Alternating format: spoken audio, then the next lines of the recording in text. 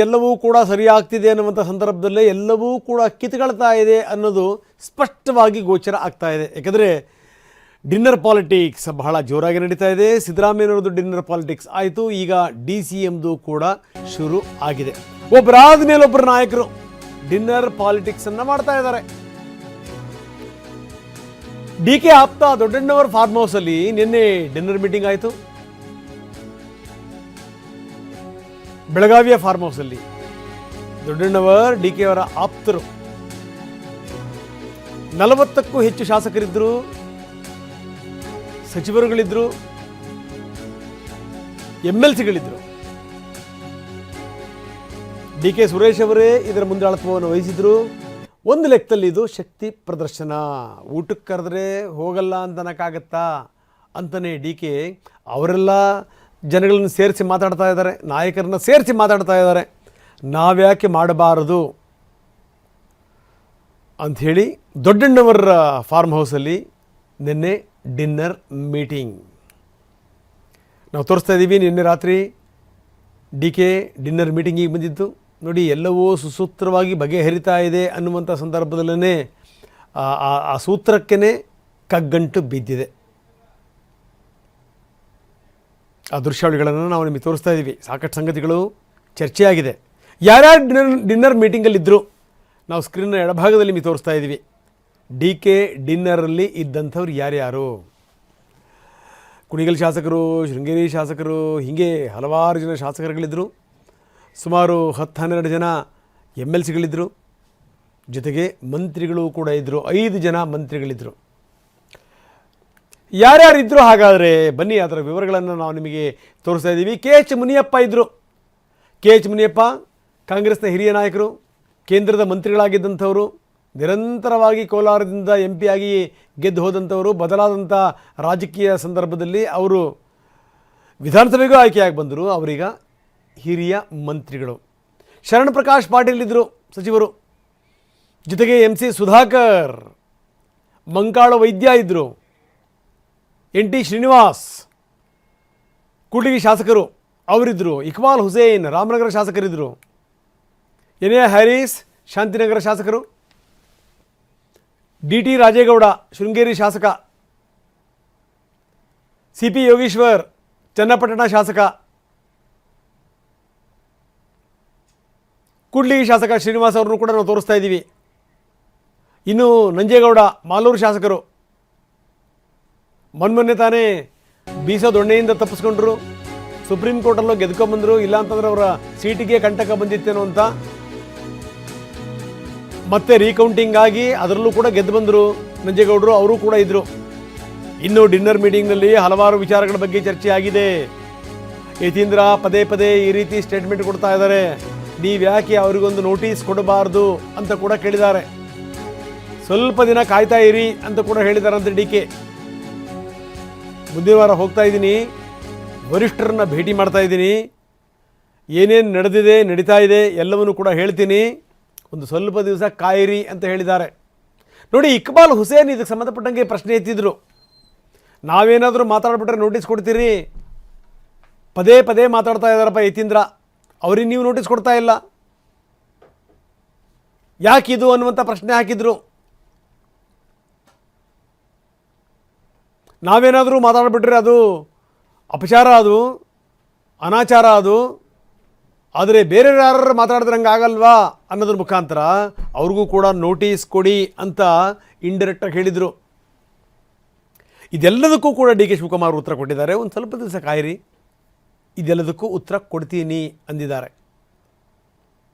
ಎಲ್ಲರೂ ಕೂಡ ಶಕ್ತಿ ಪ್ರದರ್ಶನ ಮಾಡುವಂಥ ಸಂದರ್ಭದಲ್ಲಿ ನಾವ್ಯಾಕೆ ಮಾಡಬಾರ್ದು ಅಂತ. ಊಟ ತಂದುಕೊಟ್ರೆ ಅಥವಾ ಊಟಕ್ಕೆ ಕರೆದ್ರೆ ಬೇಡ ಅನ್ನೋಕ್ಕಾಗತ್ತಾ ಅಂತ DCM ಪ್ರಶ್ನೆ ಮಾಡಿದ್ದಾರೆ. ಏನು ದಿನಕ್ಕೊಬ್ಬೊಬ್ಬರು ಹೋಗ್ತಾ ಇದ್ದೀರಿ ನಾಯಕರುಗಳು, ಹಿಂಡು ದಿಂಡು ಸೇರಿಸ್ಕೊಂಡು ಊಟ ಮಾಡ್ತಾ ಇದ್ದೀರಿ, ಏನು ಕಥೆ ಇದು ಅಂತಂದಾಗ ಪ್ರೀತಿಯಿಂದ ಕರೀತಾರೆ, ಹೋಗಬೇಕಾಗತ್ತೆ. ಆಸಿಫ್ ಕರೆದ್ರು, ಫಿರೋಜ್ ಸೇಠ್ ಕರೆದ್ರು. 15 ವರ್ಷದಿಂದ ಊಟಕ್ಕೆ ಬನ್ನಿ ಅಂತ ಹೇಳ್ತಾ ಇದ್ರು, ಆಗಿರಲಿಲ್ಲ. ಹಾಗಾಗಿ ಒಂದೆರಡು ಜನ ಊಟಕ್ಕೆ ಹೋಗಿದ್ವಿ. ಇದೇ ಮಾತು ಮೊನ್ನೆ ಸಿದ್ದರಾಮಯ್ಯನವರು ಹೋದಾಗಲೂ ಕೂಡ ಅದೇ ಬಂತು. ಹೌದು, ಊಟಕ್ಕೆ ಕರೆದಿದ್ರು ಅವರು. ಪ್ರತಿ ವರ್ಷ ಊಟಕ್ಕೆ ಕರೀತಾರೆ. ಹೋಗಲ್ಲ ಅನ್ನೋಕ್ಕಾಗತ್ತಾ ಅಂತ ಅಂದಿದ್ರು. ಬನ್ನಿ ಈ ಡಿನ್ನರ್ ಪಾಲಿಟಿಕ್ಸ್ ಬಗ್ಗೆ ಡಿ ಕೆ ಏನು ಹೇಳ್ತಾರೆ ನೋಡೋಣ. ಅವರು ಯಾವ ಔತಣಕೂಟನೂ ಇಲ್ಲ. ಅದು ನಮ್ಮ ಜಿಲ್ಲಾ ಕಾಂಗ್ರೆಸ್ನ ಮಾಜಿ ಅಧ್ಯಕ್ಷರವರು ಫ್ಯಾಮಿಲಿ, ದೊಡ್ಡ ಫ್ಯಾಮಿಲಿ, ಕಾಂಗ್ರೆಸ್ ಪಾರ್ಟಿ ಫ್ಯಾಮಿಲಿ 15 ವರ್ಷದಿಂದ ಕೇಳ್ತಾ ಇದ್ರು, ಒಂದು ಊಟಕ್ಕೆ ಬನ್ನಿ ಅಂತ. ಒಂದಷ್ಟು ಜನ ಎಲ್ಲ ಹೋಗಿದ್ದು ಅಷ್ಟೇ. ಯಾವ ಔತಣ ಇಲ್ಲ, ಏನೂ ಇಲ್ಲ. ಪಾಪ ಅವರು ನಮ್ಮ ಕಾಂಗ್ರೆಸ್ ಹಿರಿಯ ಕುಟುಂಬದವರು, ನಾವೆಲ್ಲ ಮರೆಯೋಕ್ಕಾಗಲ್ಲ. ಈಗ ನೋಡಿ, ಈಗ ನಮ್ಮ ಹುಡುಗವನ್ನೆಲ್ಲ ಬಂದವನೇನು ಇಲ್ಲಿ ಬಂದು ಕೆಲಸ ಮಾಡ್ತಾವನೆ. ಇಲ್ಲಿ ನಮ್ಮನೆ ಊಟ ಇವತ್ತು ತಂದು ಕೊಡ್ತೀನಿ, ರಾಗಿ ಮುದ್ದೆ ಉಪ್ಸಾರು ಅಂತ ಹೇಳ್ತಾವನೆ. ಸೊ ಬೇಡನಕ್ಕಾಯ್ತಿತ್ತಾ? ಹಂಗೆ ದಿನ ಒಬ್ಬೊಬ್ರು ಊಟ ತಂದು ಕೊಡ್ತಾ ಇದ್ದಾರೆ ಲೋಕಲ್ ಅವರು. ಇವ್ರು ನಮ್ಮ ಕ್ಷೇತ್ರದವ್ರು. ಹಂಗೆ ಅವರು ಪ್ರೀತಿಯಿಂದ ಕರೀತಾರೆ, ಒಂದೊಂದು ದಿನ ಹೋಗೋದು. ನಾಳಿದ್ದು ನಮ್ಮ ಸೇಠ್ ಕರೆದವನೆ, ಆಸಿಫ್ ಸೇಠ್ ಕರೆದವನೆ, ಫಿರೋಜ್ ಸೇಠ್ ಕರೆದವನೆ. ಹಂಗೆ ಒಂದೊಂದು ದಿನ ಹೋಗೋದು. ಯಾವ ಔತಣಕೂಟನೂ ಇಲ್ಲ. ಅದು ನಮ್ಮ ಜಿಲ್ಲಾ ಕಾಂಗ್ರೆಸ್ನ ಮಾಜಿ ಅಧ್ಯಕ್ಷರವರು ಫ್ಯಾಮಿಲಿ, ದೊಡ್ಡ ಫ್ಯಾಮಿಲಿ, ಕಾಂಗ್ರೆಸ್ ಪಾರ್ಟಿ ಫ್ಯಾಮಿಲಿ 15 ವರ್ಷದಿಂದ ಕೇಳ್ತಾ ಇದ್ರು, ಒಂದು ಊಟಕ್ಕೆ ಬನ್ನಿ ಅಂತ. ಒಂದಷ್ಟು ಜನ ಎಲ್ಲ ಹೋಗಿದ್ದು ಅಷ್ಟೇ. ಯಾವ ಔತಣ ಇಲ್ಲ, ಏನೂ ಇಲ್ಲ. ಪಾಪ ಅವರು ನಮ್ಮ ಕಾಂಗ್ರೆಸ್ ಹಿರಿಯ ಕುಟುಂಬದವರು, ನಾವೆಲ್ಲ ಮರೆಯೋಕ್ಕಾಗಲ್ಲ. ಈಗ ನೋಡಿ, ಈಗ ನಮ್ಮ ಹುಡುಗವನ್ನೆಲ್ಲ ಬಂದವನೇನು ಇಲ್ಲಿ ಬಂದು ಕೆಲಸ ಮಾಡ್ತಾವನೆ. ಇಲ್ಲಿ ನಮ್ಮನೆ ಊಟ ಇವತ್ತು ತಂದು ಕೊಡ್ತೀನಿ, ರಾಗಿ ಮುದ್ದೆ ಉಪ್ಸಾರು ಅಂತ ಹೇಳ್ತಾವನೆ. ಸೊ ಬೇಡನಕ್ಕಾಯ್ತಿತ್ತಾ? ಹಂಗೆ ದಿನ ಒಬ್ಬೊಬ್ರು ಊಟ ತಂದು ಕೊಡ್ತಾ ಇದ್ದಾರೆ ಲೋಕಲ್ ಅವರು. ಇವ್ರು ನಮ್ಮ ಕ್ಷೇತ್ರದವ್ರು. ಹಂಗೆ ಅವರು ಪ್ರೀತಿಯಿಂದ ಕರೀತಾರೆ, ಒಂದೊಂದು ದಿನ ಹೋಗೋದು. ನಾಳಿದ್ದು ನಮ್ಮ ಸೇಠ್ ಕರೆದವನೆ, ಆಸಿಫ್ ಸೇಠ್ ಕರೆದವನೆ, ಫಿರೋಜ್ ಸೇಠ್ ಕರೆದವನೆ. ಹಂಗೆ ಒಂದೊಂದು ದಿನ ಹೋಗೋದು. ಯಾವ ಬನ್ನಿ, ಪ್ರಮೋದ್ ಶಾಸ್ತ್ರಿ ನಮ್ಮೊಂದಿಗೆ ಈಗ ನೇರ ಸಂಪರ್ಕದಲ್ಲಿದ್ದಾರೆ. ಪ್ರಮೋದ್, ನಾವು ನೋಡ್ತಾ ಇದ್ದೀವಿ ದಿನಕ್ಕೊಂದೊಂದು ಡಿನ್ನರ್ ಪಾರ್ಟಿಗಳಾಗ್ತಾ ಇದೆ. ಅಲ್ಲಿ ಹಿಂಡು ದಂಡು ಸೇರ್ತಾ ಇದ್ದಾರೆ, ಚರ್ಚೆ ಮಾಡ್ತಾ ಇದ್ದಾರೆ. ಹೊರಗಡೆ ಬಂದು ಏನಿಲ್ಲ, ಏನು ಅಂದರೆ ಊಟಕ್ಕೆ ಕರೆದಾಗ ಇಲ್ಲ ಅನ್ನೋಕ್ಕೆ ಸಾಧ್ಯನಾ? ಹೋಗಬೇಕಾಗತ್ತೆ, ಎಲ್ಲರೂ ಕೂಡ ಆತ್ಮೀಯರು ಅನ್ನುವಂಥ ಮಾತನ್ನು ಹೇಳ್ತಾ ಇದ್ದಾರೆ. ಆದರೆ ಒಳಗಡೆ ನಡೆಯುತ್ತಿರುವಂಥದ್ದೇನು ನೋಡಿ. ಈಗ 15 ದಿನದ ಹಿಂದೆ ಇದ್ದಂಥ ಸ್ಥಿತಿಗತಿಗೂ ಈಗಿನ ಸ್ಥಿತಿಗತಿಗೂ ಬಹಳ ವ್ಯತ್ಯಾಸ ಇದೆ. ನಾವು ನೋಡ್ತಾ ಇದ್ದೀವಿ ಪ್ರಮೋದ್ ಶಾಸ್ತ್ರಿ. ಯಾಕಂದರೆ ಈ ಗಾಯವನ್ನು ಮಾಯ್ತಾ ಇದೆ ಅನ್ನುವಂಥ ಸಂದರ್ಭದಲ್ಲಿ ಕೆರೆದು ರಣ ಮಾಡ್ಕೊಳ್ತಾರಲ್ಲ, ಆ ರೀತಿ ಬೆಳವಣಿಗೆಗಳು ಕೂಡ ಆಗ್ತಾ ಇವೆ. ಏನು ನಡೀತಾ ಇದೆ ಕಾಂಗ್ರೆಸ್ನಲ್ಲಿ? ಕಾಂಗ್ರೆಸ್ ರಾಜಕಾರಣದ ಬಗ್ಗೆ ನೋಡೋದಾದ್ರೆ ರಂಗನಾಥ್, ಯಾಕೆಂದರೆ ಈಗಾಗಲೇ ಪ್ರತಿಯೊಂದು ಕೂಡ ಸಂದೇಶಾತ್ಮಕವಾಗಿ, ಸಾಂಕೇತಿಕವಾಗಿ ಒಂದಲ್ಲ ಒಂದು ರೀತಿಯಂಥ ಮೆಸೇಜ್ಗಳನ್ನು ಪಾಸ್ ಮಾಡೋದಕ್ಕೆ ಉಭಯ ಬಣ್ಣಗಳು ಮುಂದಾಗ್ತವೆ. ಹಿಂದೆ ಕೂಡ ಬೇರೆ ಬೇರೆ ಸಂದರ್ಭದಲ್ಲಿ, ಅದು ಡಿನ್ನರ್ ಪಾಲಿಟಿಕ್ಸ್ ಬೆಂಗಳೂರಲ್ಲಾಗಿದ್ದಿರ್ಬೋದು, ಅಥವಾ ದಲಿತ ಸಚಿವರ ಔತಣಕೂಟ ಆಗಿರ್ಬೋದು, CM ಆಪ್ತರ ಮೀಟಿಂಗ್ಗಳಾಗಿರ್ಬೋದು, ಅದೆಲ್ಲವೂ ಕೂಡ ಒಂದು ಭಾಗ. ಅದು ಅಲ್ಲಿಗೆ ನಿಂತಿಲ್ಲ. ಅದಾದ ಬಳಿಕ ಅದರ ಒಂದು ಸಾಂಕೇತಿಕವಾಗಿ ಏನೆಲ್ಲ ಮೆಸೇಜ್ ಕೊಡಬೇಕೋ ಅವೆಲ್ಲ ಮೆಸೇಜ್ಗಳನ್ನು ಇವತ್ತು DCM ಬಣ ಕೂಡ ಕೊಡ್ತಾ ಇದೆ. ರಂಗನಾಥ್, ನಿಮಗೆ ನೆನಪಿರ್ಬೋದು, ಸುಮಾರು 2 ತಿಂಗಳ ಹಿಂದೆ CM ಸಿದ್ದರಾಮಯ್ಯನವರು ದೆಹಲಿಗೆ ತೆರಳಿದಂಥ ಸಂದರ್ಭದಲ್ಲಿ ಒಂದು ಮಾತನ್ನು ಹೇಳಿದರು. DK ಪರವಾಗಿ 5 ಜನ ಶಾಸಕರು ಇಲ್ಲ, ಹಾರ್ಡ್ಲಿ 4-5 ಜನ ಮಾತ್ರ ಅವ್ರ ಪರವಾಗಿದ್ರು ಅನ್ನುವಂಥ ಮಾತು.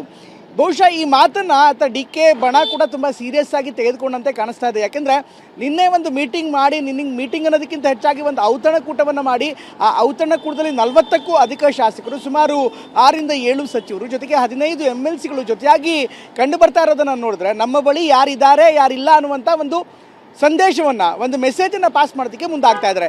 ಜೊತೆಗೆ ಪವರ್ ಪಾಲಿಟಿಕ್ಸ್ ತುಂಬ ಜೋರಾಗ್ತಾ ಇರುವಂಥ ಸಂದರ್ಭದಲ್ಲೇ ಈ ರೀತಿಯಂಥ ಮೆಸೇಜನ್ನು ಮಾಡ್ತಾ ಇರುವಂಥದ್ದು. ಹಾಗೆ ಯತೀಂದ್ರ ಸಿದ್ದರಾಮಯ್ಯನವರು ಪವರ್ ಚೇಂಜ್ ಇಲ್ಲ ಅನ್ನುವಂಥ ಮಾತನ್ನು ಕೂಡ ಪದೇ ಹೇಳ್ತಾ ಇದ್ದಾರೆ. ಹೀಗಿದ್ದಾಗ ಅವರ ಮಾತುಗಳಿಗೆ ನೇರವಾಗಿ ಮಾತಿನ ಮೂಲಕ ಕೌಂಟರ್ ಕೊಡದೆ, ಬದಲಾಗಿ ಈ ರೀತಿಯಾದಂಥ ಮೀಟಿಂಗ್ಗಳ ಮೂಲಕ ಅಥವಾ ಈ ರೀತಿಯಾದಂಥ ಪೊಲಿಟಿಕಲ್ ಮೆಸೇಜಿಂಗ್ಗಳ ಮೂಲಕ ಅಥವಾ DK ಶಿವಕುಮಾರ್ ಬಣ ನಿರಂತರವಾಗಿ ಒಂದು ಮೆಸೇಜನ್ನು ಪಾಸ್ ಮಾಡ್ತಾ ಇದೆ, ತಂತ್ರಗಾರಿಕೆಯನ್ನು ಮಾಡ್ತಾ ಇದೆ. ಅಫ್ಕೋರ್ಸ್ ಇಲ್ಲಿ ಮೀಟಿಂಗ್ ಮಾಡೋದ್ರಿಂದ, ಇಲ್ಲಿ ಹೇಳಿಕೆಗಳನ್ನು ನೀಡೋದ್ರಿಂದ ಯಾವುದೇ ರೀತಿಯಾದಂಥ ಬದಲಾವಣೆ ಆಗುತ್ತೆ ಅಂತ ಕೇಳಿದ್ರೆ ಖಂಡಿತ ಬದಲಾವಣೆ ಆಗಲ್ಲ. ಆದರೆ ರಾಜಕಾರಣದಲ್ಲಿ ಎಲ್ಲವೂ ಕೂಡ ಹಾಗೇ ಸುಮ್ಮನೆ ಇದ್ದರೆ ಪೊಲಿಟಿಕಲಿ ಒಂದು ಮೆಸೇಜ್ ಹೋಗಲ್ಲ. ಈ ರೀತಿಯಾದಂಥ ಮೆಸೇಜ್ ಕೊಡೋದ್ರಿಂದ ಅಥವಾ ಈ ರೀತಿಯಾದಂಥ ಮೀಟಿಂಗ್ಗಳು ಮಾಡೋದ್ರಿಂದ ಎಲ್ಲಿ ಯಾರಿಗೆ ತಲುಪಬೇಕು, ಯಾವ ಸಂದೇಶ ತಲುಪಬೇಕು ಅದು ತಲುಪುತ್ತೆ. ಹೀಗಾಗಿ ಇವತ್ತಿನ ಮೀಟಿಂಗ್ ರಾಜಕೀಯವಾಗಿ ಎಷ್ಟು ದೊಡ್ಡ ಪ್ರಸ್ತುತ ಅಲ್ಲದೇ ಇದ್ರೂ ಕೂಡ, ರಾಜಕೀಯ ವಿಚಾರಗಳು ಗಂಭೀರವಾಗಿ ಚರ್ಚೆ ಆಗದೇ ಇದ್ರೂ ಕೂಡ, ಈ ರೀತಿಯಾದ ಮೀಟಿಂಗ್ ಸುತ್ತಮುತ್ತಲಿನ ಶಾಸಕರಿಗೆ, ಅಂದರೆ ಈಗ 40 ಜನ ಅಂತ ಹೇಳ್ತಿದ್ದಾರೆ, ಬಟ್ DK ಆಪ್ತ ವಲಯದಲ್ಲಿ ನಮ್ಗೆ ಕೇಳಿಬರ್ತಾ ಇರುವಂಥ ಮಾತು 100ಕ್ಕೂ ಹೆಚ್ಚು ಜನ ನಮ್ಮ ಸಂಪರ್ಕದಲ್ಲಿದ್ದಾರೆ ಅಂತ.